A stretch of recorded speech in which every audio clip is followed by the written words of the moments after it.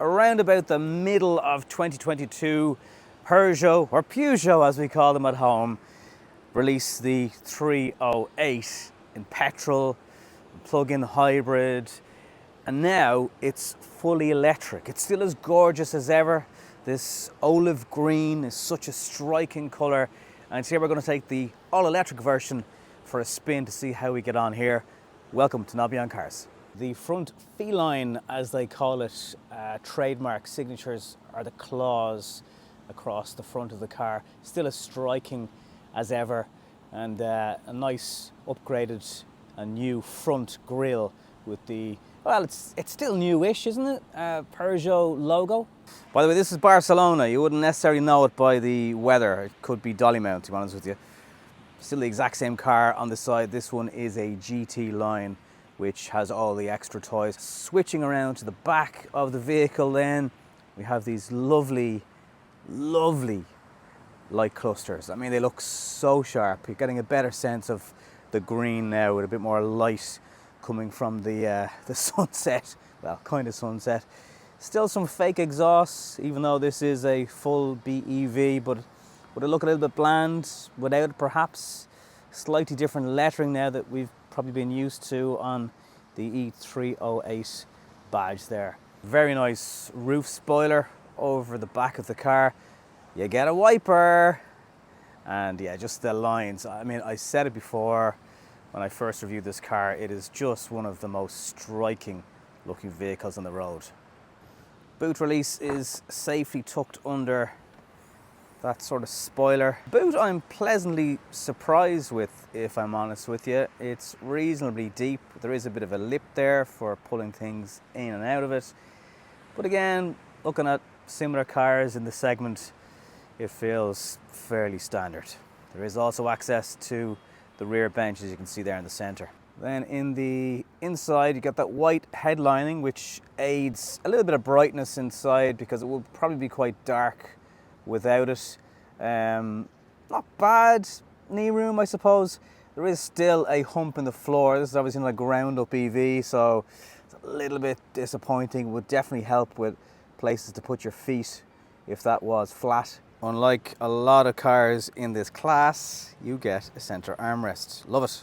Peugeot have announced recently enough that they're going to change this cockpit and tweak it a little bit. I do get the sense that one day and in the not too distant future, this will be clearer and higher up as well, because as much as I don't generally encounter issues with the steering wheel blocking the instruments, a lot of people don't like it. The shortcut buttons remain. Wireless charging down here. You've got space to cover up all the things that you'd want covered up. Armrests going on here. USB-C charging ports are all over the place. You've got further digital shortcuts then as well. So you want to go to your nav, it's down here at the bottom. You can also set up different widgets, so whatever you prefer there can be one of your shortcuts. The overview camera is really, really crisp, good quality. You know, the interior, it's really, really nice. It's good quality plastics, really kind of classy finish. It is quite black and quite dark. You've got a little bit of kind of graphite breaking it up here. Depending on spec, you'll get a subwoofer up on top.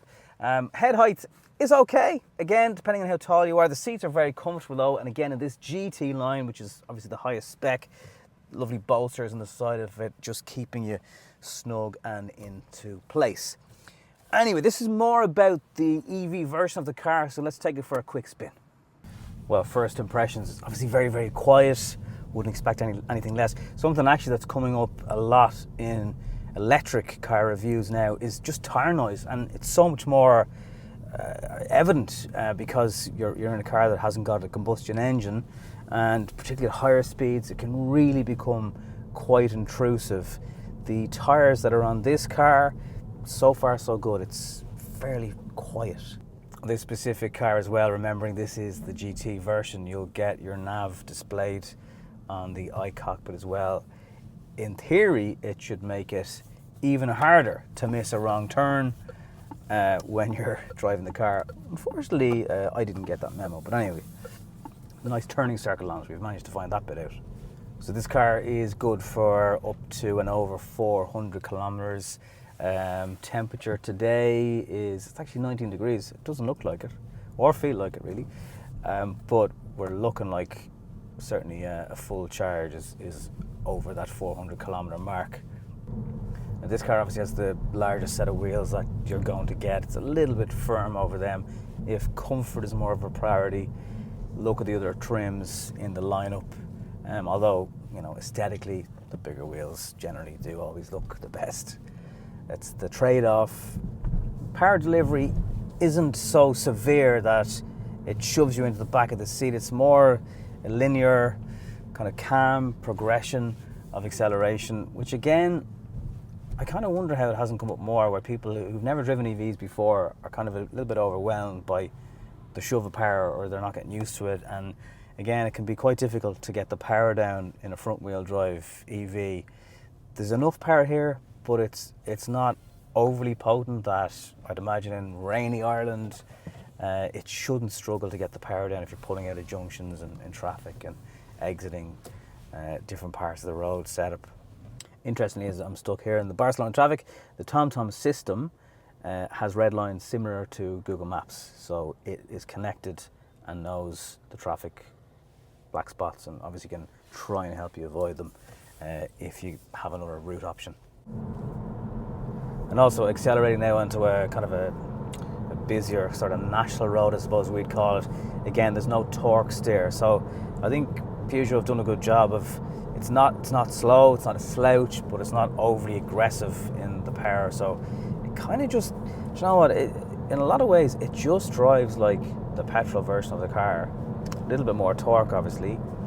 And I think, you know, that's a good compliment to be able to pay a car. Obviously, the challenge as well of this is not a ground-up EV, but they've still managed to just kind of make it behave like the 308, albeit with a different type of powertrain.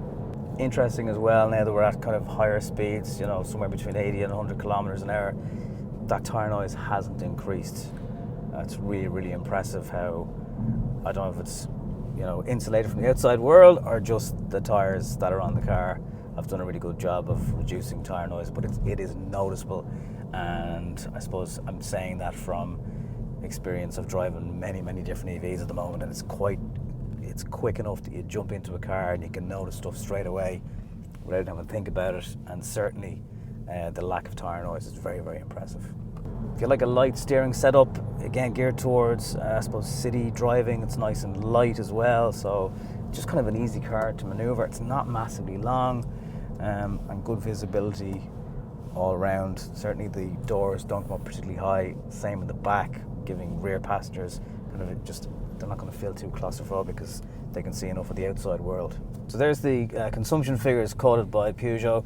There is a little bit of comfort in the sense that there are other cars under the Stellantis umbrella that this car would have been, well, the same kind of motor, same battery has been performing on for a while. So it's easy kind of to see online, even though this is a brand new model in the sense of it's now a BEV, the figures are out there. Something else I've noticed quite quickly, again, if you like back support, feels like there's a nice bit of lower back support going on for the driver's seat. There's just the one level of automatic regen, so you pop the gear selector down into B, and whether that's descending down a hill, which kind of actually indirectly adds a little bit of hill descent because it's putting extra energy back in. That works well. You can just flick that switch, so there's no paddles as such, you just leave it down there, it does its own thing. So all in all, a very smooth car to drive, very easy car to drive. If this was to be maybe your first look at a fully electric car, I think you'd just be able to kind of jump into it. And I think that's where maybe the legacy of it being an ICE car to begin with, maybe just like literally the gear shifter is the exact same as the petrol car. And that's what I mean by you get into this, drives just like a 308, just happens to have a battery underneath instead of a petrol engine. And certainly, as I mentioned earlier on in the video, this is going to be one of the best looking EVs on the road. It was already a striking car, and it's again just the same in this electric version of it. So essentially, Peugeot want to offer the most vehicles out of any manufacturer, including light commercial vehicles, by 2025. Next year alone, I think there's 5 new models electrified coming from them. And they just say they have the platform, they have the assets and the ambition to do it. And this is a pretty good place to grow into a further established EV lineup because it's such a great looking car. The hatch hasn't been the most fashionable vehicle to have in Ireland over the last few years. Perhaps crossovers have kind of taken care of that. I just wonder, will we now see people considering these kind of vehicles because they don't want crossovers anymore? They're generally better to drive hatchbacks. And when they look this good, they are certainly worth a look. I don't have a price for you today, unfortunately. Peugeot are still in negotiations with the factory as to how much or little they can get this car in Ireland for. Hopefully you've enjoyed this little kind of quick look here in Barcelona at the new E308. I'm hoping to get a look at the brand new E3008. So subscribe to the channel if you haven't done so yet. Thank you very much for watching, and I'll talk to you in the next one.